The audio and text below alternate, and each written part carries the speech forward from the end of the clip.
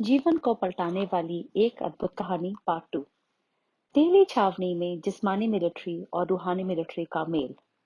कुछ समय से दिल्ली के सेवा केंद्रों पर आने वाले ब्रह्मा वत्स बाबा को मधुबन में पत्र लिखते, कहते, जिसमें वे बाबा से सप्रेम और अनुरोध करते, बाबा, हम सभी ब्रह्मा वत्स आपकी राह में आंखें बिछाए बैठे हैं।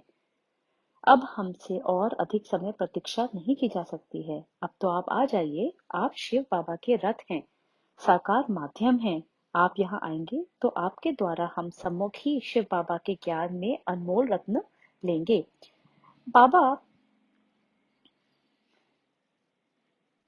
आपके प्रैक्टिकल जीवन में प्रेरणा पाकर हम भी अपने जीवन को उच्च बनाएंगे और आपकी उपस्थिति से उल्लास और उत्साह पाकर हम दूसरी मनुष्य आत्माओं की ज्ञान सेवा में अथक होकर जुट जाएंगे। उन्होंने शिव बाबा को ब्रह्मा बाबा के द्वारा संबोधित करते हुए लिखा, जबकि हम यह संदेह रहित रीति से जान गए हैं कि सारी सृष्टि के परमपिता अब स्वयं परमात्मा मनुष्य आत्माओं को ज्ञानामृत बांट रहे हैं, तब भी हमें आपके निकट रहने का सौभाग्य नहीं मिलता। बाबा, हमारे भीतर के नैन आपके लिए तरस रहे हैं और हमारा आत्मन आपसे मधुर मिलन मनाने और ज्ञान योग के मधुर स्वर सुनने को तड़प रहा है। अतः अब आप आएं और देर न लगाएं। इस प्रकार दिल्ली के विभिन्न सेवा केंद्रों से ब्रह्मा वत्सों द्वारा संगठित रूप से लिखित निमंत्रण बाबा के पास पहुंच गए। उन दिनों दिल्ली में राजौरी गार्डन स्थित सेवा केंद्र पर भारतीय स्थल सेना आर्मी के मेजर भी आया करते थे। यह ईश्वरीय ज्ञान सुनने के बाद वे इससे पूरी तरह से सहमत हो गए थे। उनका इस बात पर भी अटूट निश्चय हो गया कि परम पिता स्वयं ब्रह्मा बाबा के माध्यम द्वारा ही यह ईश्वरीय ज्ञान दे रहे हैं। अतः उनके मन में बाबा से मिलने की तड़प सी थी। अब उन्होंने भी बाबा को अपना निश्चय पत्र, जीवन में हुए परिवर्तन के बारे में अनुभव पत्र सहित बाबा को लिखा कि बाबा दिल्ली में आए। उन्होंने बाबा को 2-3 बार फोन भी किए और कहा कि बाबा के दिल्ली में पधारने से बहुत सी आत्माओं को ईश्वरीय संदेश मिलेगा। शिव बाबा और ब्रह्मा बाबा द्वारा निमंत्रण स्वीकार।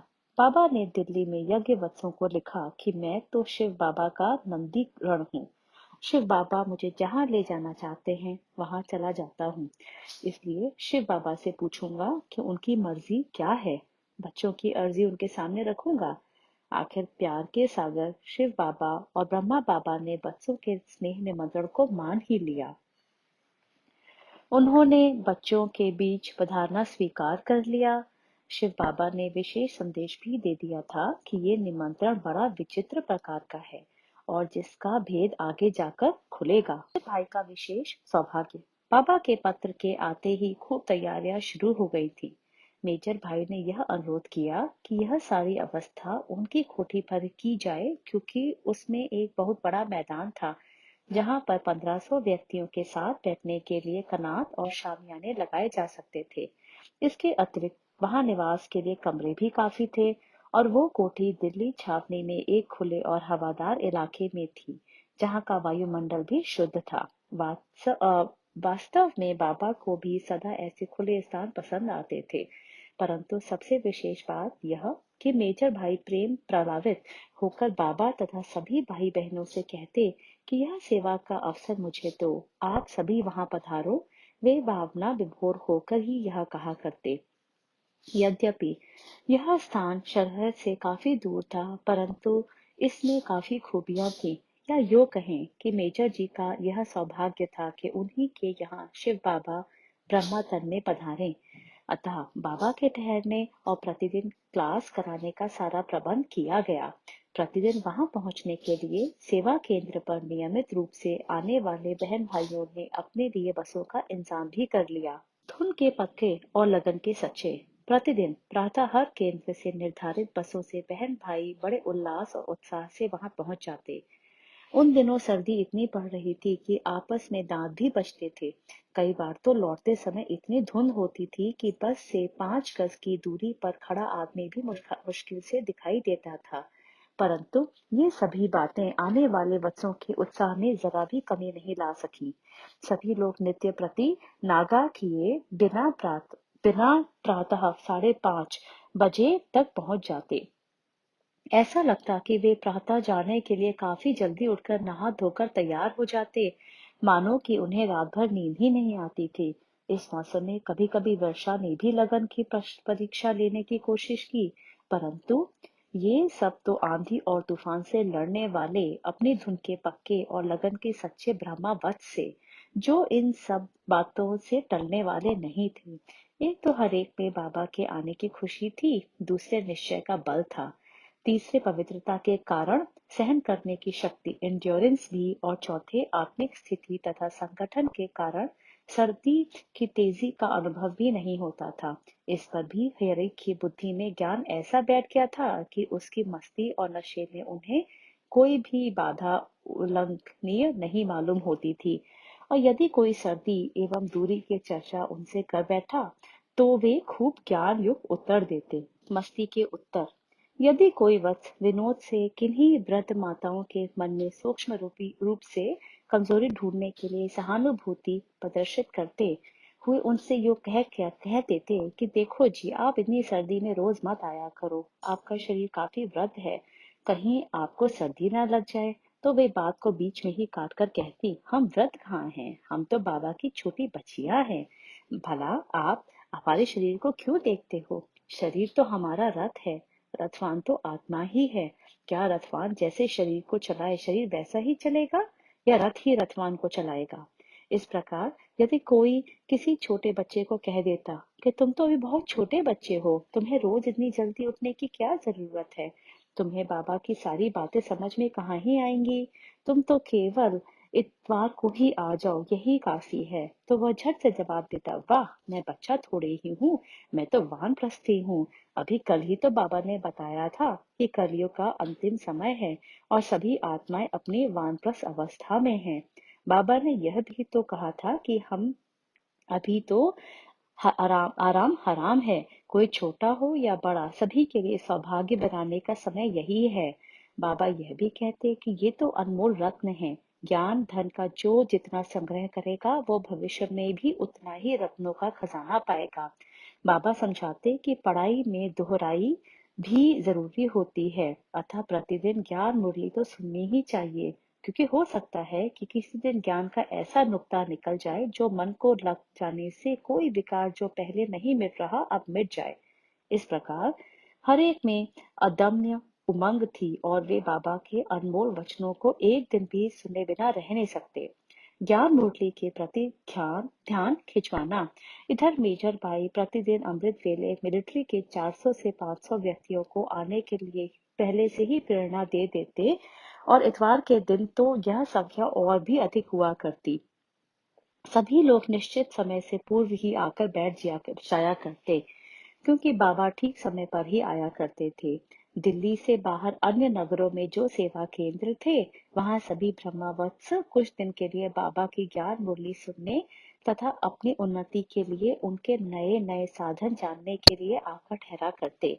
यदि कुछ लोग किन्हीं कारणों के वश प्रातः अमृत वेले न आ सकते, तो दिन में मौका पाकर आ जाते और वे प्रातः की ज्ञान मुरली को पहले टेप द्वारा सुनते और बाद में एकत्रित होकर भाई बहनों के बीच बाबा में पधारते। फिर दिन भर में मेजर जी भी सेना के मुख्य मुख्य अधिकारियों को बाबा से ज्ञान लाभ दिलाने के लिए लाया करते। इस प्रकार अथक रीति से बाबा दिन रात ज्ञान रत्न लुटाया करते। बाबा कहते कि संगम युगी ब्राह्मण जब तक यह सत्यनारायण की अथवा अमरनाथ की सच्ची कथा कई आत्माओं को ना सुना ले, तब तक तो उन्हें खाना नहीं खाना चाहिए। बाबा हर एक का ध्यान अध्ययन पर भी विशेष ध्यान आकर्षित करते। वे प्रायः पूछा करते, क्या आप रोज मुरली सुनते हो? बाबा से जब कोई मिलने आता, बाबा उससे पूछते, क्या आज की मुरली सुनी है? बाबा ने यह निर्देश दिया है कि जो कोई भी मिलने आए उसे पहले उस दिन की मुरली सुनाओ। बाबा कहते कि यदि किसी की ज्ञान मुरली सुनने से प्रीति नहीं, तो मानो कि उसकी बाबा से भी प्रीत नहीं। बाबा कहते हैं कि बुद्धि में ज्ञान की कोई पॉइंट नुक्ते ना होने से या ठीक रीति से ना समझने से ही माया से हार होती है, और उससे ठीक होने से ही जीत भी। कभी बाबा कहते कि ये ज्ञान के पॉइंट्स माया से युद्ध करने के अस्त्र शस्त्र हैं। जैसे मिलिट्री के लोग अस्त्र शस्त्र को साफ करते हैं, ऐसे ही प्रतिदिन ज्ञान सुनने से न केवल इन शस्त्रों को चलाने का अभ्यास होता है, बल्कि ये साफ तथा तेज भी होते हैं। सांसारिक कर्तव्यों के प्रति भी ध्यान। प्रातः ज्ञान मुरली चलाने के बाद जब टोली बांटी जाती, तो बाबा अनऑफिशियल रीति से बच्चों को ज्ञान की विविध बातें बहुत ही विनम्र और स्नेहपूर्ण रीति से बताया करते। फिर जैसे ही सभा का निश्चित समय पूरा होता, तो बाबा कहते, बच्चों, शिव बाबा का ये ज्ञान तो बहुत मधुर और सुखप्रद है कि आपका मन करता होगा कि हम इसे अविराम रीति से सुनते ही रहें। इस ज्ञान को सुनते सुनते न केवल आपको दिन या रात का पता नहीं होगा, बल्कि आप दुनिया को भी भूल जाओगे। यहाँ तक कि आपको अपने देह की सुधि भी नहीं रहेगी, और आप आत्मनिश्चय होकर उस शिव बाबा की ज्ञान मोती चुपते चुपते प्रभु मिलन के सुख में विलीन हो जाओगे। परंतु हे वत्सों, आप राजयोगी भी हैं और कर्मयोगी भी। अतः अब आप शीघ्रता करो, ताकि समय पर वापस अपने घर पहुंच जाओ और अपने अपने कार्यों में लग जाओ। कभी कभी तो बाबा बस अब व्यवस्था के इंचार्ज भाई बहनों से कह दिया करते, बच्चे, जब सभा का समय समाप्त हो जाए, आप इस हॉर्न बजवाना शुरू कर दो, ताकि सभी को यह ख्याल हो कि यदि बस चली गई तो हम रह जाएंगे। इस प्रकार बाबा जहाँ ईश्वरीय ज्ञान और योग द्वारा आत्मा को तन्मयता की ओर ले जाते, वहां वे उसे अपने सामाजिक कर्तव्यों की प्रति सतर्क भी करते। बाबा यह भी कहा करते कि प्रातः अमृत वेले का समय पक्का अपना समय है। इस सतोप्रधान समय में हरेक को ज्ञानामृत पीने का पूर्ण अधिकार है। दूसरी ओर जब क्लास का समय पूरा होता, तो वे सभी यह कहते थे कि अब स्व स्व कर्तव्य के लिए घर को वापस लौट जाओ। वे अपने कर्तव्य के प्रति इतना सतर्क करते कि बहुत आत्माएं, माताएं, बहनें अपने घर का चौका बुहारी करके और नाश्ता बनाकर पहले ही आकर वे वापस जाके उसे तैयार करके घर के सभी सदस्यों को बड़े स्नेह से परोसती। गोया बाबा कछुओं के न्यायी कर्मेंद्रियों को समेटना भी सिखाते। योगियों की तरह देह और देह के संबंधियों को भूल कर केवल परमपिता परमात्मा की याद में मन को एक टिक केंद्रित करने का तरीका भी समझाते, और सदा साथ साथ अपने कर्तव्य के भी कुशलता पूर्वक करने को सीख देते हुए देह के संबंधियों के साथ पवित्र नाता निभाने को भी कहते। जिस किसी पर कोई विशेष जिम्मेदारी नहीं थी, उसे बाबा यह भी सुझाव देते कि अब वह सारे विश्व को कुटुंब मानते हुए जन जन की सेवा, ज्ञान सेवा एवं गुण सेवा में लग जाए। और जिस पर काफी जिम्मेदारियां होंगी, उसे बाबा कहते, बच्चे, जबकि आपने यह रचना रची है, तो उसे संभालना भी तो आपका कर्तव्य है। यह तो आपका कर्म खाता है, इसे तो आपको ही चुकता करना है। अब ट्रस्टी बनकर पवित्र रहते हुए अपने गृहस्थ और प्रवृत्ति को चलाओ। जिस्मानी मिलिट्री वालों का कल्याण कैसे हो। उन दिनों बाबा की प्रातःकालीन सभा में मिलिट्री के नौजवान तो होते ही थे, अतः कई बार बाबा विशेष रूप से उन्हीं को लक्षित करके भी कुछ ज्ञान बिंदुओं पर ध्यान दिलाया करते। बाबा कहते, ये बच्चे बाहुबल और शस्त्र बल वाली जिस्मानी सेवा में भर्ती हुए हैं। इनका मुख्य कार्य शत्रुओं से भारत की रक्षा करना है, परंतु अब इन्हें जिस्मानी के अतिरिक्त रूहानी सेना में भी सम्मिलित होना है। यहाँ भर्ती होने का केवल इतना ही अर्थ है कि देह अभिमान और काम क्रोध आदि से युद्ध करना है। आज स्वयं भारत की सरकार और यहाँ के लोग भी नहीं जानते कि वास्तव में भारत के शत्रु अथवा सारे विश्व के शत्रु कौन हैं। अब शिव बाबा ने आकर हम सभी को बताया है कि भारत और विश्व में सुख का स्वराज छीनने वाले शत्रु वास्तव में काम, क्रोध, लोभादि मनोविकार ही हैं। इन्होंने ही हर एक मनुष्य को अपना गुलाम बनाया हुआ है। परंतु आज विश्व भर के लोग इस बात से अनभिज्ञ हैं कि ज्ञान और रूप अस्त्रों शस्त्रों के बिना माया से लड़ाई नहीं जीती जा सकती, और माया पर विजय प्राप्त करने के बिना संसार में सुख शांति नहीं हो सकती। फिर बाबा कहते, देखो, जो लोग मिलिट्री में भर्ती होते हैं उनको अपनी ही सेना के पंडित उनको गीता सुनाकर कहते हैं कि भगवान ने कहा, हे अर्जुन, यदि तू युद्ध करते हुए प्राण छोड़ेगा तो ही तू स्वर्ग में जाएगा। परंतु सोचने की बात यह है कि पवित्र बने बिना, दैवी गुण धारण किए बिना इस प्रकार गोली चलाकर मर जाने से तो कोई स्वर्ग नहीं जा सकता। किंतु अब ये जो लोग मिलिट्री के हैं इन्हें युद्ध करना ही होता है, गोली भी चलानी ही होती है, क्योंकि देश की रक्षा करना इनका काम है। मानो कि चीन या पाकिस्तान से लड़ाई छिड़ जाती है, तब सरकार इन्हें देश की सीमा पर रक्षा के लिए तो भेजेगी ही, और यदि ये नहीं जाएंगे अथवा गोली चलाने से इनकार कर देंगे तो स्वयं इन्हीं के लिए कप्तान अथवा मेजर गोली से मरवा देंगे। तो ये बेचारे क्या करेंगे? प्रश्न उठता है कि इनका कल्याण कैसे हो? शिव बाबा तो सभी का कल्याण करने के लिए आए हैं। ये बेचारे भारत की रक्षा के लिए जीवन देते हैं, इनका उद्धार कैसे हो? तब बाबा ने कहा कि यदि ये शिव बाबा की याद में रहकर गोली चलाए तब ये स्वर्ग में जा सकते हैं, क्योंकि कहावत है कि अंत में जैसी मति होती है वैसी ही गति होती है। अतः बाबा ने कहा कि यदि ये बच्चे शिव बाबा का परिचय प्राप्त कर ले और आहार व्यवहार संबंधी नियमों का पालन करते हुए आत्माभिमानी बने तथा शिव बाबा की स्मृति में टिके तो इनका कल्याण हो सकता है। मिलिट्री वालों ने परिवर्तन सहज भी है। बाबा कहते, ये जो जिस्मानी मिलिट्री में भर्ती हुए हुए बच्चे हैं, ये मरने मारने के लिए तैयार ही होते हैं। यह जब ये युद्ध करने जाते हैं तो इनके मन में यही होता है कि पता नहीं हम वापस आएंगे भी कि नहीं। लड़ाई के मैदान में तो ये देह और देह के संबंधियों के मोह को छोड़े हुए भी होते हैं। गोया नष्टो मोह होने, दैहिक स्मृतियों को भुलाने, युद्ध करने और शत्रु को मारने का अभ्यास तो इनसे होता ही है। अतः यदि यह अपनी योग्यताओं को ऐसे रूपांतरित कर ले कि देह के भाव को भूलकर और नष्टो मोह होकर माया अर्थात मनोविकारों से युद्ध करने में लग जाएं, तो ये बहुत ऊंचा पद प्राप्त कर सकते हैं। इस प्रकार बाबा मिलिट्री के उन जवानों को भी ज्ञान युक्त एवं गुण युक्त बनने की युक्तियां बताते रहते। वे इस प्रकार उन्हें भी गीता ज्ञान द्वारा स्वर्ग में आने का मार्ग सुझाते रहते। गीता के बारे में गहन भेद बताओ। इन्हीं दिनों दिल्ली में कुछ गीता प्रेमी लोगों ने तांबे और चांदी के पात्रों पर सारी गीता अंकित कराई थी और उसे भारत के तत्कालीन राष्ट्रपति महोदय को भेंट करने का कार्यक्रम बनाया। इस आयोजन के एक मुख्य कार्यकर्ता बाबा से मिलने भी आए थे। बाबा इस संबंध में कहा करते कि देखो, भारत के लोग कितना खर्च करते हैं, यह सब कार्यक्रम तो कर रहे हैं, परंतु उन्हें ये नहीं मालूम कि गीता में परमात्मा के लिए जो भगवान वाच शब्द का प्रयोग हुआ है वह भगवान कौन है अथवा परम पिता परमात्मा का क्या स्वरूप है। फिर भी वे ये ही मान बैठे हैं कि अर्जुन घोड़ों से चलाने वाले एक रथ पर सवार थे और श्री कृष्ण उस रथ को चला रहे थे। उनके मन को यह भी नहीं सूझता कि त्रिलोकीनाथ भगवान किसी व्यक्ति के रथ को थोड़े ही हाँकते रहेंगे।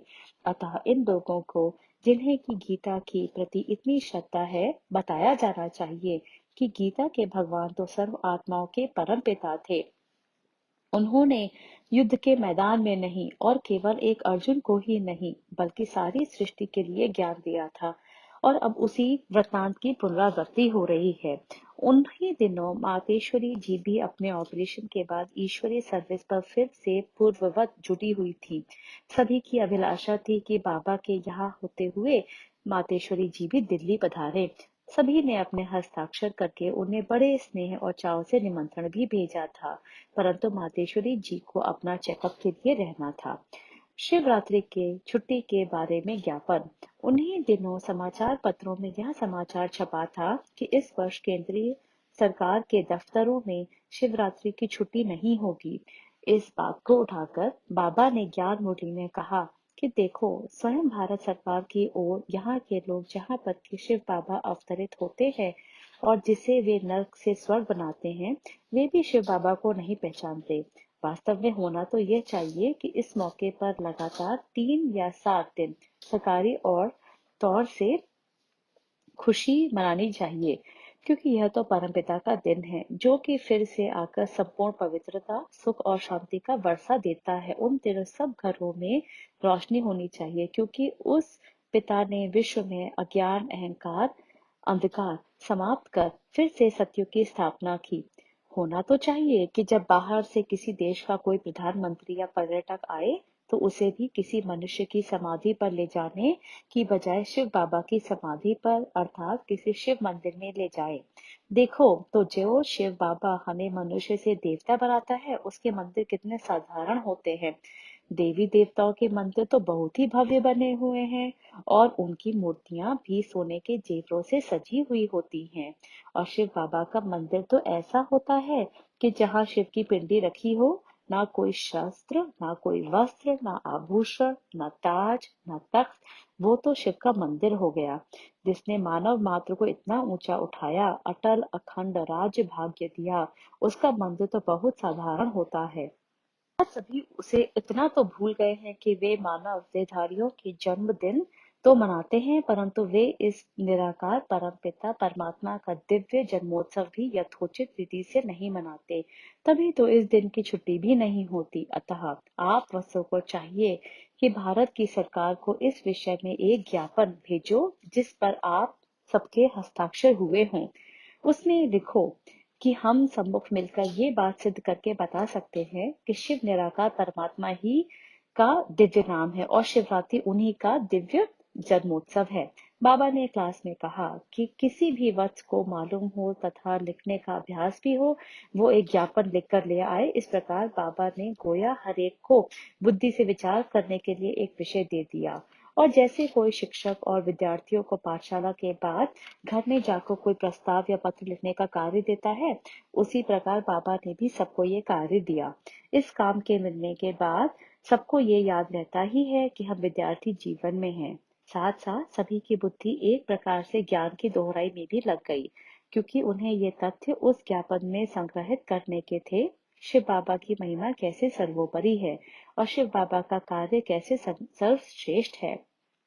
आखिर कई वर्ष ज्ञापन लिखकर आने लगे।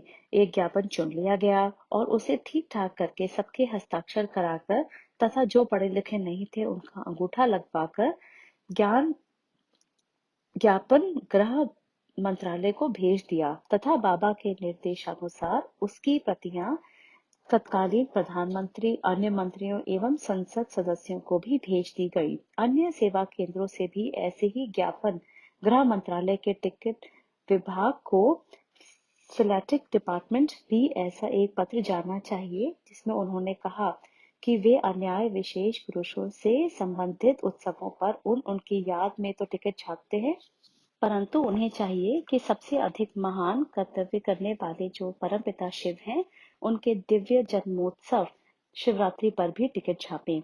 शिव बाबा की स्मृति में डाक टिकट। बाबा ने उन्हीं दिनों शिवरात्रि के उत्सव पर एक सम्मेलन भी करने की प्रेरणा दी। बाबा ने कहा, इनका नाम शिव परिचय सम्मेलन और इसमें चर्चा का विषय केवल शिव बाबा का परिचय ही हो। इसमें विभिन्न धर्माचार्यों को निमंत्रण देकर बुलाया जाए। इस त्रिदिवसीय सम्मेलन के प्रधान हो भारत के उच्चतम न्यायालय के कोई न्यायाधीश, ताकि कोई निष्पक्ष व्यक्ति इस सम्मेलन का साक्षी होकर ये कह ना सके कि उन्हें कौन सी बात रैशनल नहीं लगी। थोड़े ही दिनों के बाद शिवरात्रि का उत्सव आ पहुंचा। तब दिल्ली में बड़े धूमधाम से शिवरात्रि का उत्सव मनाया गया। ओम शांति।